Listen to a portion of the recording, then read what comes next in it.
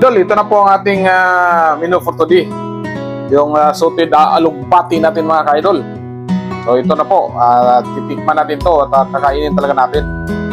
Okay, bismillah.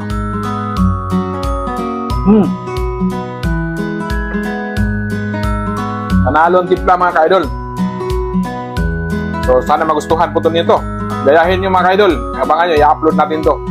Paano ko niluto ito.